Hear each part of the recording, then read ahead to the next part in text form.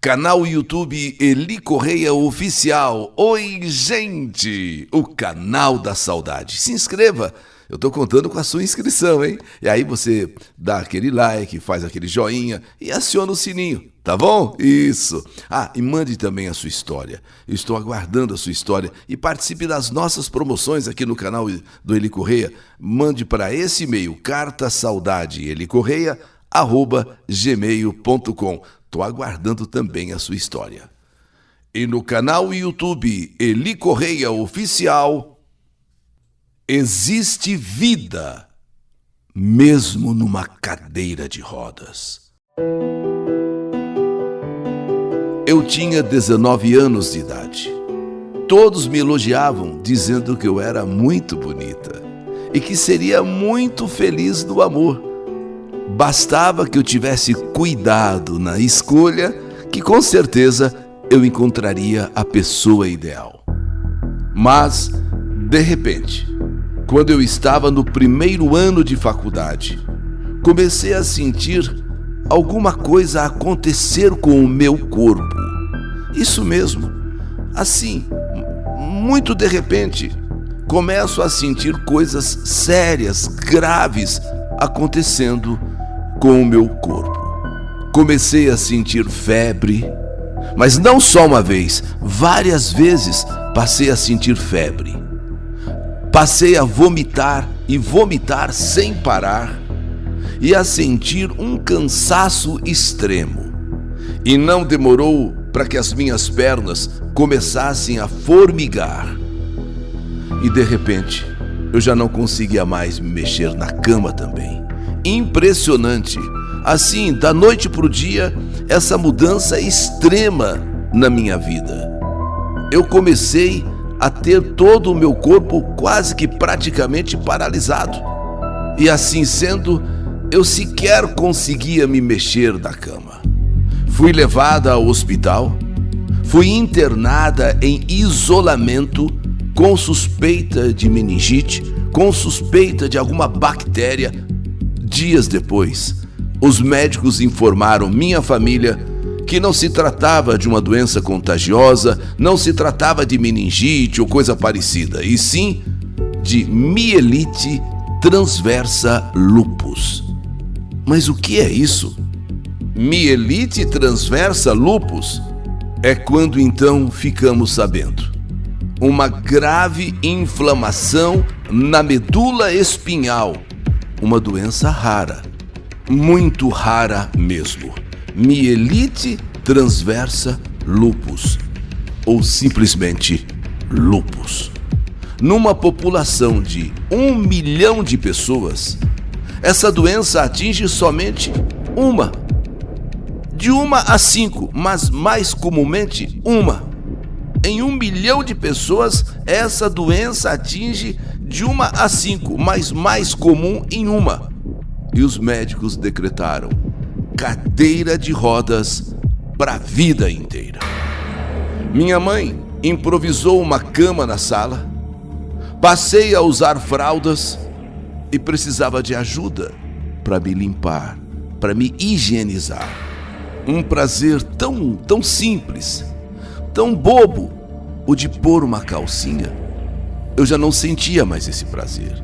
Quer dizer, eu nem sabia antes que colocar uma calcinha era um prazer, porque agora eu só usava fraldas. 2 meses depois de acometida com essa doença, a doença de lupus, meu namorado Eduardo me colocou dentro do carro, ajeitou minha cadeira de rodas no banco de trás e me levou para um passeio. Me tirou de casa para eu passear. Parou diante de uma praça e me beijou intensamente. Foi quando, durante esse beijo, lembrei-me da última vez que eu tinha feito amor, que nós tínhamos transado. Foi de pé, no banheiro de casa. Agora, ali na praça, sendo beijada por ele, aquilo parecia descolado da realidade. Parecia que aquela pessoa que 2 meses atrás, ou um pouco mais de tempo atrás, tinha feito amor de pé dentro do banheiro de casa. Essa mesma pessoa estava agora numa cadeira de rodas, praticamente imobilizada e sendo beijada pelo meu namorado Eduardo. E diante dessa situação, eu disse a ele que ele estava livre, que ele podia seguir o seu caminho. Não era direito da minha parte exigir que ele ficasse comigo, agora numa cadeira de rodas.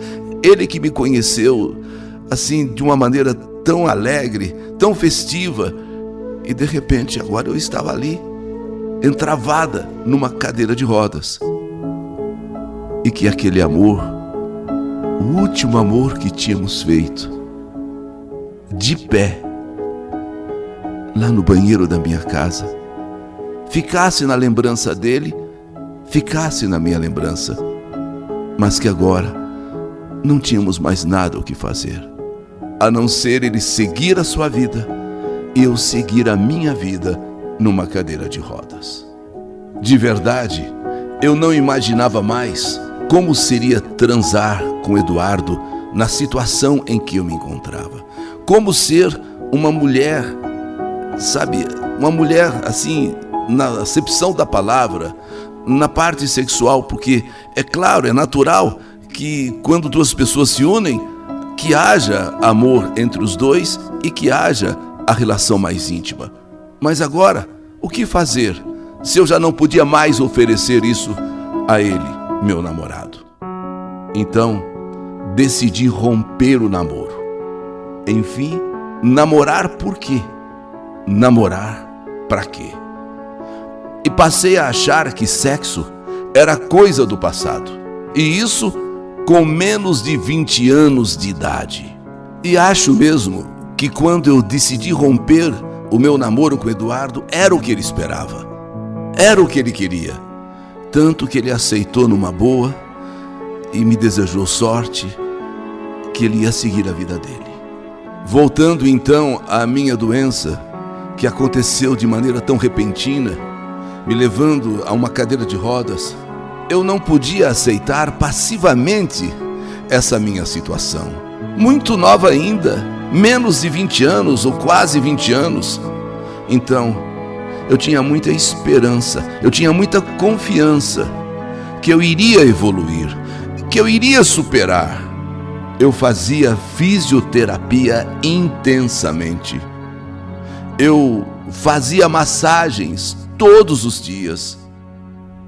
E tanto que 4 meses depois, eu voltei à faculdade. Apesar de não conseguir escrever direito, apesar de eu não conseguir caminhar, eu fui numa cadeira de rodas para a faculdade, eu voltei na cadeira de rodas. Porém, eu levava um gravador nas aulas. Com todas as minhas limitações, com todas as minhas dificuldades, eu gravava as aulas e voltava para casa e transcrevia tudo, devagar, aos poucos. Tudo que eu ouvia, tudo que eu escutava, eu com dificuldade, mas eu transcrevia tudo nos meus cadernos. E fui recuperando aos poucos os movimentos dos braços, das mãos. Na minha cabeça, eu precisava reconquistar a força das pernas.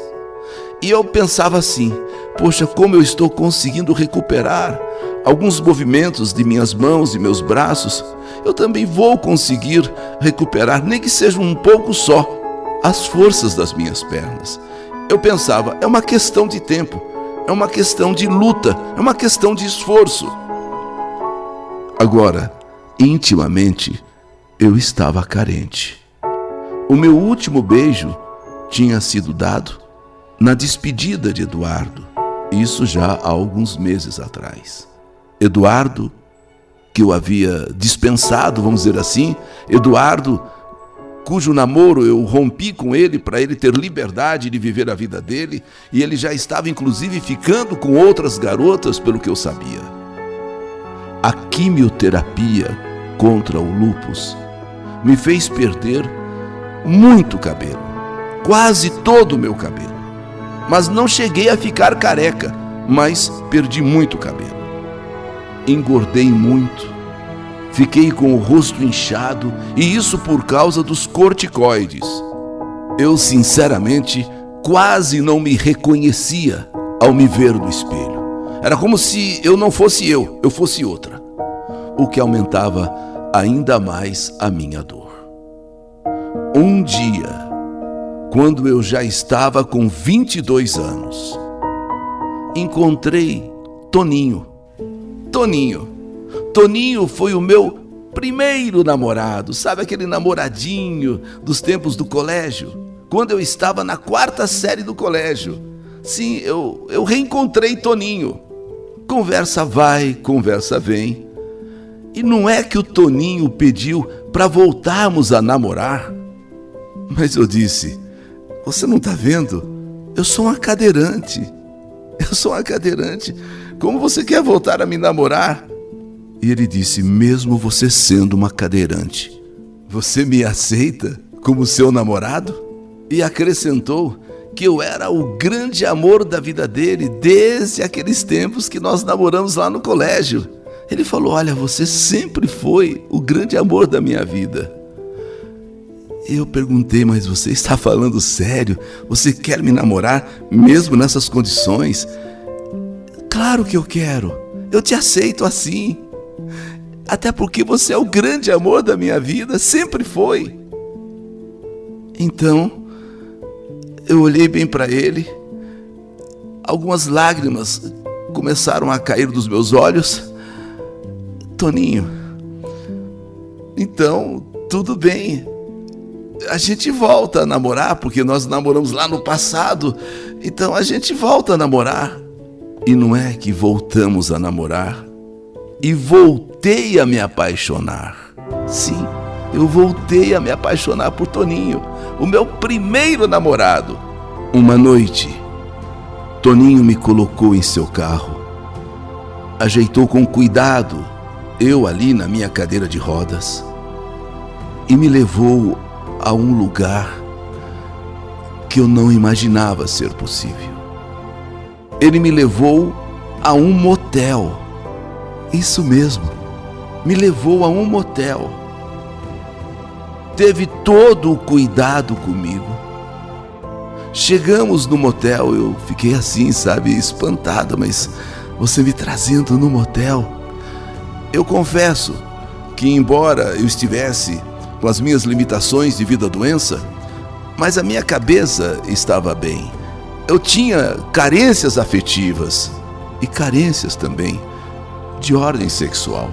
Agora, nunca imaginei que ele fosse me levar no motel. E quando chegamos no motel, com todo o cuidado, com todo o carinho, ele me tirou da cadeira de rodas e entramos na suíte, naquele quarto de motel. E muito carinhoso e muito cuidadoso, ele foi me preparando para aquela que seria a noite mais feliz da minha vida. Eu digo aqui com todas as palavras, foi a noite mais linda que eu tive.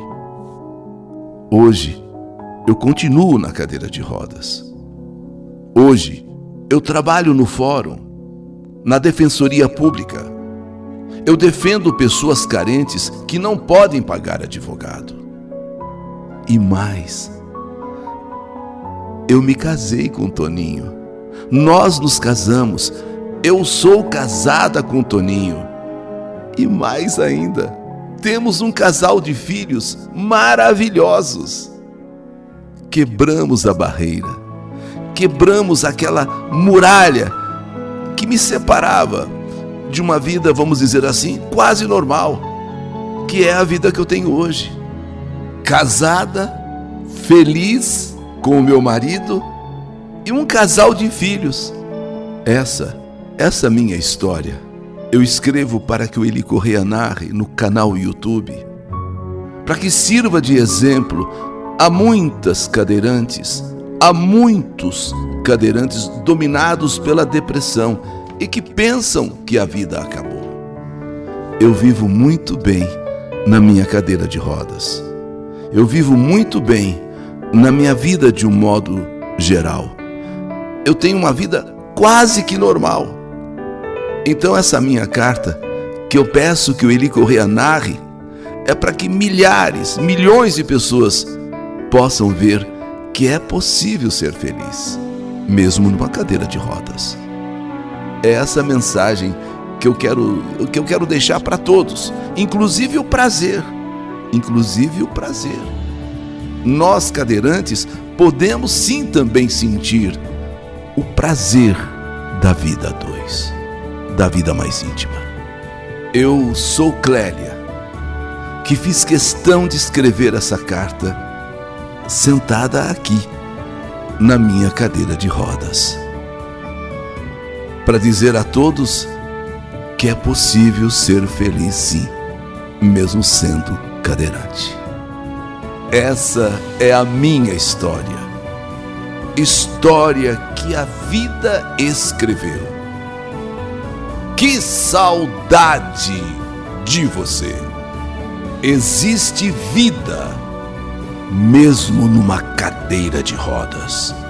História do canal YouTube Eli Correia Oficial.